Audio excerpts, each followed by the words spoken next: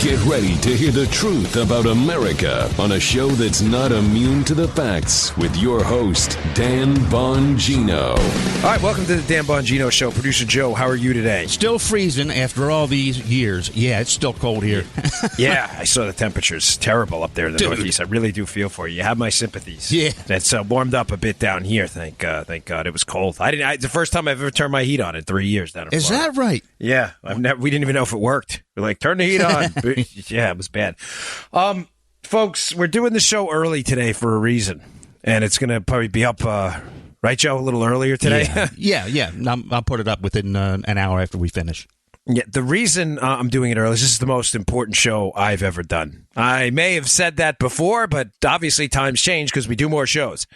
So whatever was the most important show before is now being taking the silver medal to this one. Okay. And the other reason is I usually do my show prep in the morning. I have been preparing for this show the entire weekend, which has driven my family crazy.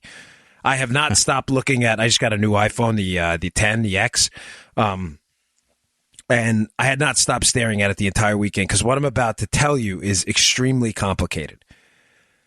And it's a follow along onto Friday's story. Onto Friday's story about the biggest scandal in American history, which is the smokescreen of the Trump-Russia investigation to uncover a corrupt spying scandal by the Obama administration. Now, none of that is particularly new news, especially if you listen to Friday's show. You may be saying, well, were you going to do Friday's show again? No. Here's what happened, folks. I was sent to a couple of websites, and I received a call this weekend from someone, let's just say, who is a source, who gave me some information I did not have on Friday, which leads me to believe this story that I'm about to tell you is even more disturbing. Now, I did get a lot of positive feedback on Friday's show. One negative feedback I did get is one of the listeners got confused. So in an effort to make this very simple, what I'm about to do, I'm going to break it down into Act 1, Act 2, and Act 3, like a movie. All right. But it's real, sadly. And I'm going to tell you the end of it first, so that you can keep all of these acts in context. Make sense, Joe? Yeah. The story I'm about to tell you is about the Trump-Russia thing. The Trump-Russia special counsel, folks, the investigation into Trump and the Russian collusion that never happened, is a simple smokescreen to deflect away from the Obama administration spying on Trump. And the evidence is all coming out now.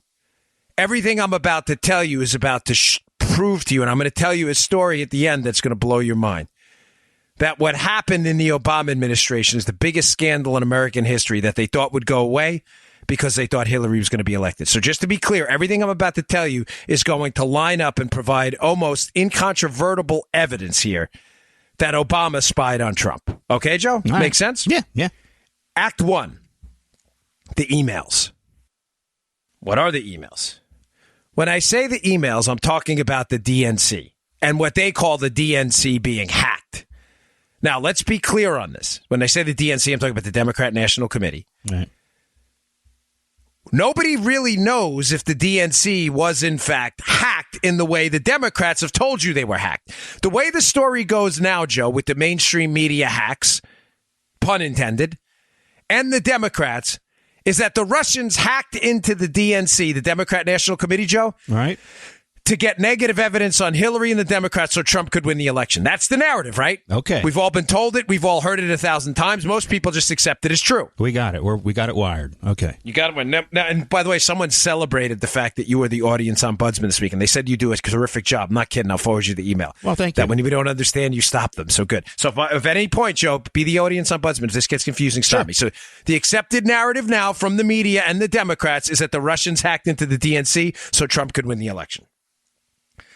This alleged hacking, and I say alleged, folks, and I'm not going to dig too deeply into this because I have a lot to get to, and it's going to divert from the real story here. But this alleged hacking occurred right around March of 2016. Okay. Because we know in April, electionleaks.com and dcleaks.com were registered, and that's where the information started to appear. The DNC emails, the Podesta emails. Now, I say hacking, and I use the air quotes here about the DNC being hacked, because the evidence is sketchy that even happened. Now, there's no question someone gained access to the DNC and John Podesta's emails, but Podesta's emails, who was one of Hillary's consiglieres, had Podesta's emails they got through a phishing scam where they send you one of those emails, Joe, click here. Yeah. And one of the dopes in his campaign clicked on it. Also, based on some information about download speeds, and, this is disputed by both sides, to be fair. Bottom line is no one really knows who hacked the DNC. Nobody. If someone tells you they do, they're lying. There's evidence that someone involved in Ukraine may have done it, that someone involved in Russia may fit some kind of pattern, but that nobody knows how it was hacked. Also, keep in mind, right around that time, conveniently, Joe. Yes. And that, please take a note on this, folks. I'm just saying, I'm throwing this out there. Conveniently at that time, the House IT scandal was blowing up. Oh, yeah. The House IT scandal was these Pakistani brothers, the Okay. Wan brothers, who were given access to an iPad by Debbie Wasserman Schultz, who was in charge of the DNC, to the DNC emails. Those brothers subsequently fled to Pakistan. But, Joe, let's not forget about that. All right. That may not have anything to do with this. Joe, now that I can see you winking a nod, right? May not have anything to do. Folks, again, I'm being serious. I don't know that the Awan brothers had anything to do with it. I'm just saying that right around that time is when they were given access to the DNC emails that were, Joe, according to the media, hacked by the Russians, okay? Okay. This is important, though, that you understand this part. This is Act 1, the emails. The emails are stolen. The media and the Democrats want you to believe the Russians did it. Why is that important? It's important because now Act 1 is short. It's the shortest act because it sets up Act 2 and Act 3, which are detailed. All right. Because it sets up everything in Act 2 and Act 3. The Russians did it, right? Supposedly. The Democrats need a fall guy. They need a fall guy, and they need a way to target the Trump administration. Obama hates the Trump administration. They can't stand, well, the Trump at that point campaign in 2016. Right. They can't stand them. There's already efforts ongoing at this point by political operatives, which is understandable, to attack Trump. Of course, he's running a presidential campaign. Understandable. Totally legal, by the way. You get what I'm saying? Yeah, we're good. Now, the Russian narrative that the Russians did it may have given some people with investigative and government law enforcement and intelligence powers an incentive to see if the Russians did it, what they could do to get the Trump team to bite on the Russians having the emails. You see where I'm going with this, Joe? Yeah. Yeah. How do we approach the Trump team with this Russian information? I mean, keep in mind, they don't have the Russian information. This is a myth right now that the media is propagating, that the liberals are putting out there, that the Russians did it. But they see an opening. Somebody at some point, and this is the only information I don't have for you that's conclusive or based on a very strict timeline. At some point, after this thing is hacked, someone gets the bright idea, intel, law enforcement, I don't know where, but someone gets the bright idea to start approaching the Trump team in a setup type operation. I'm being very careful with my words. Likely to approach them with this information from the Russians. Now, you may say, well, Dan, that's a big thing you're saying right now. You're saying that someone in the federal government, law enforcement, and intel may have had something to do. And I'm saying may because, again, I don't have the hard timeline. This is the Rosetta Stone. Once we find this out, this is the keys to the kingdom. Somebody gets the bright idea right after. Remember the timeline, Joe. March, the DNC is, quote, hacked. Right. April, the information starts to appear. This is 2016. Shortly after that, in June, an investigation, a counterintelligence investigation begins into Trump. We know that. The question is, was the investigation a sting, a setup on the Trump team the entire time? Where someone had the bright idea, let's go to the Trump team and say we have this Russian intel, this Russian hack intel and the DNC data, and let's see what they do with it. Does that make sense, Joe? Yeah. Now, Joe, do you have those cuts ready? We're all set.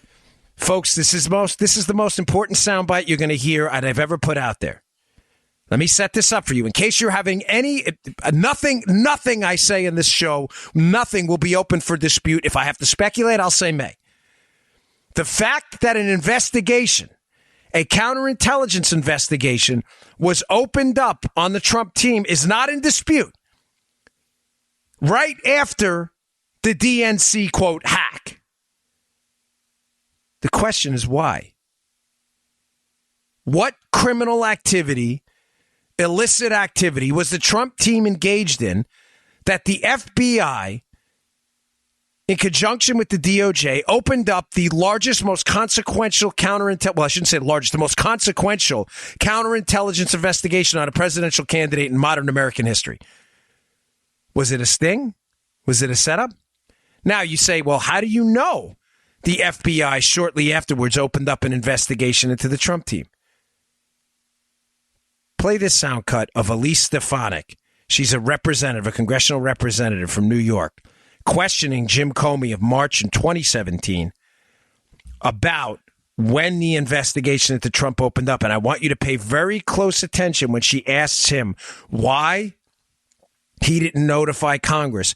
Pay attention to how he answers it. Play this. It's a long cut. It's 3 minutes, so we're going to break it down into we're going to cut it in half because I have to explain you. And play the cut. Ms. Stefanik's recognized. Thank you, Mr. Chairman. Thank you, Director Comey and Admiral Rogers, for your testimony today. My first set of questions are directed at Director Comey. Broadly, when the FBI has any open counterintelligence investigation, what are the typical protocols or procedures for notifying the DNI, the White House, and senior congressional leadership?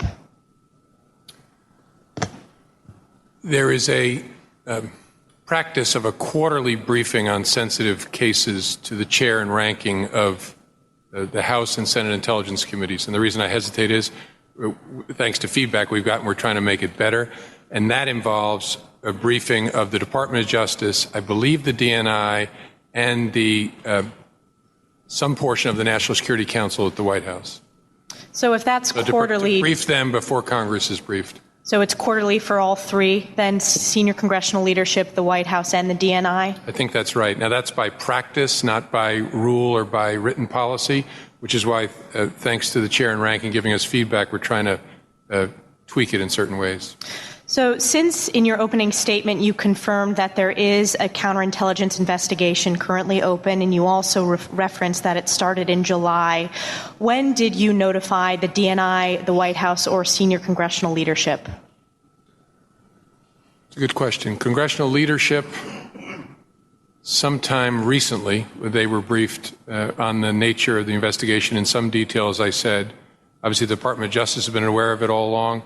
The DNI, I don't know what the DNI's knowledge of it was because we didn't have a DNI until Mr. Coates took office, and I briefed him his first morning in office. No, that is not true. Folks, that is the most important soundbite you will hear. I think that, I don't know why is nobody in the media reporting on this? Think about what Jim Comey just said. Keep in mind when that soundbite happened. That soundbite I just played for you was a recording of a congressional hearing in March of 2017. Jim Comey says in there that the procedure, Joe, this is important. When you have a counterintelligence investigation, right, the procedure, Joe, is crystal clear. He says, as a matter of practice, we notify the DNI, the Director of National Intelligence, the White House, and congressional leadership, basically the Gang of Eight that are responsible for oversight over the Bureau and these kind of counterintelligence activities. But notice, Representative Stefanik asks him, when did this start? And he acknowledges it started in July, it really started around June of 2016. But, Joe, did you hear what he said when she asked him, when did you notify Congress? He says recently. Oh. This is March of 2017. So there are two takeaways from this. Remember Act 1, the email.